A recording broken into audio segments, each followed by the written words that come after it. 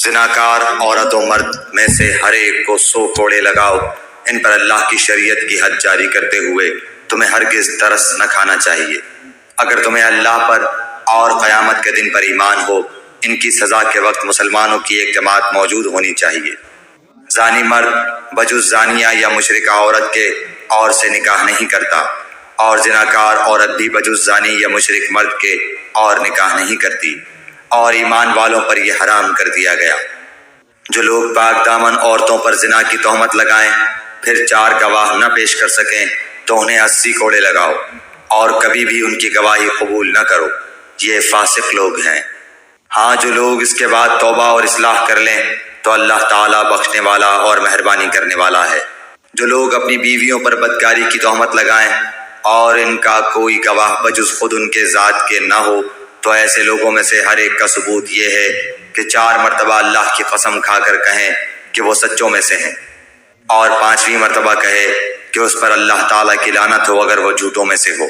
اور اس عورت سے سزا اس طرح دور ہو سکتی ہے کہ وہ 4 مرتبہ اللہ کی قسم کھا کر کہے کہ یقیناً اس کا مرد جھوٹ بولنے والوں میں سے ہے، اور 5ویں دفعہ کہے کہ اس پر اللہ تعالیٰ کا غضب ہو اگر اس کا خاوند سچوں میں سے ہو۔ اگر اللہ تعالیٰ کا فضل و کرم تم پر نہ ہوتا تو تم پر مشقت اترتی، اور اللہ تعالیٰ توبہ قبول کرنے والا باحکمت ہے۔ جو لوگ یہ بہت بڑا بہتان باندھ لائے ہیں یہ بھی تم میں سے ہی ایک گروہ ہے۔ تم اسے اپنے لیے برا نہ سمجھو، بلکہ یہ تو تمہارے حق میں بہتر ہے۔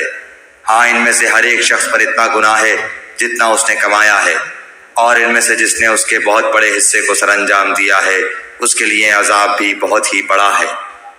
اسے سنتے ہی مومن مردوں عورتوں نے اپنے حق میں نیک گمانی کیوں نہ کی اور کیوں نہ کہہ دیا کہ یہ تو کھلم کھلا صریح بہتان ہے۔ وہ اس پر 4 گواہ کیوں نہ لائے، اور جب گواہ نہیں لائے تو یہ بہتان باز لوگ یقیناً اللہ کے نزدیک محض جھوٹے ہیں۔ اگر اللہ تعالیٰ کا فضل و کرم تم پر دنیا اور آخرت میں نہ ہوتا تو یقیناً تم نے جس بات کے چرچے شروع کر رکھے تھے اس بارے میں تمہیں بہت بڑا عذاب پہنچتا، جبکہ تم اسے اپنی زبانوں سے نقل در نقل کرنے لگے اور اپنے منہ سے وہ بات نکالنے لگے جس کی تمہیں مطلق خبر نہ تھی۔ گو تم اسے ہلکی بات سمجھتے رہے، لیکن اللہ تعالیٰ کے نزدیک وہ بہت بڑی بات تھی۔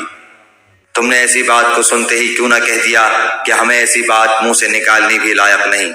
یا اللہ، تو پاک ہے، یہ تو بہت بڑا بہتان ہے اور تہمت ہے۔ اللہ تعالیٰ تمہیں نصیحت کرتا ہے کہ پھر کبھی بھی ایسا کام نہ کرنا اگر تم سچے مومن ہو۔ اللہ تعالیٰ تمہارے سامنے اپنی آیتیں بیان فرما رہا ہے، اور اللہ تعالیٰ علم و حکمت والا ہے۔ جو لوگ مسلمانوں میں بے حیائی پھیلانے کے آرزو مند رہتے ہیں ان کے لیے دنیا اور آخرت میں دردناک عذاب ہے۔ اللہ سب کچھ جانتا ہے اور تم کچھ بھی نہیں جانتے۔ اگر تم پر اللہ تعالیٰ کا فضل اور اس کی رحمت نہ ہوتی، اور یہ بھی کہ اللہ تعالیٰ بڑی شفقت رکھنے والا مہربان ہے، تو تم پر عذاب اتر جاتا۔ ایمان والو، شیطان کے قدم بقدم نہ چلو۔ جو شخص شیطانی قدموں کی پیروی کرے تو وہ تو بے حیائی اور برے کاموں کا ہی حکم کرے گا۔ اور اگر اللہ تعالیٰ کا فضل و کرم تم پر نہ ہوتا تو تم میں سے کوئی بھی کبھی بھی پاک صاف نہ ہوتا، لیکن اللہ تعالیٰ جسے پاک کرنا چاہے کر دیتا ہے، اور اللہ سب سننے والا سب جاننے والا ہے۔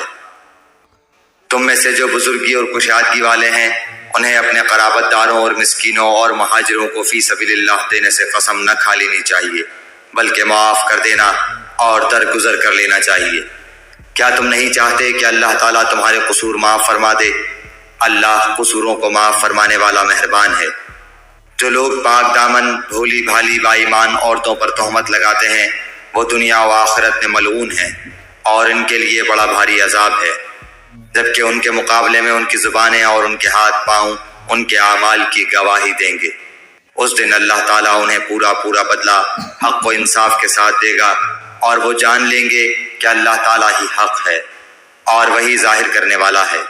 خبیث عورتیں خبیث مردوں کے لائق ہیں، اور خبیث مرد خبیث عورتوں کے لائق ہیں، اور پاک عورتیں پاک مردوں کے لائق ہیں، اور پاک مرد پاک عورتوں کے لائق ہیں۔ ایسے پاک لوگوں کے متعلق جو کچھ بکواس بہتان باز کر رہے ہیں وہ ان سے بالکل بری ہیں۔ ان کے لیے بخشش ہے اور عزت والی روزی۔ اے ایمان والو، اپنے گھروں کے سوا اور گھروں میں نہ جاؤ جب تک کہ اجازت نہ لے لو، اور وہاں کے رہنے والوں کو سلام نہ کر لو، یہی تمہارے لیے سراسر بہتر ہے تاکہ تم نصیحت حاصل کرو۔ اگر وہاں تمہیں کوئی بھی نہ مل سکے تو پھر اجازت ملے بغیر اندر نہ جاؤ، اور اگر تم سے لوٹ جانے کو کہا جائے تو تم لوٹ ہی جاؤ، یہی بات تمہارے لیے پاکیزہ ہے۔ جو کچھ تم کر رہے ہو اللہ تعالیٰ خوب جانتا ہے۔ ہاں، غیر آباد گھروں میں جہاں تمہارا کوئی فائدہ یا اسباب ہو جانے میں تم پر کوئی گناہ نہیں۔ تم جو کچھ بھی ظاہر کرتے ہو اور جو چھپاتے ہو اللہ تعالیٰ سب کچھ جانتا ہے۔ مسلمان مردوں سے کہو کہ اپنی نگاہیں نیچی رکھیں اور اپنی شرمگاہوں کی حفاظت رکھیں، یہی ان کے لیے پاکیزگی ہے۔ لوگ جو کچھ کریں اللہ تعالیٰ سب سے خبردار رہے۔ مسلمان عورتوں سے کہو کہ وہ بھی اپنی نگاہیں نیچی رکھیں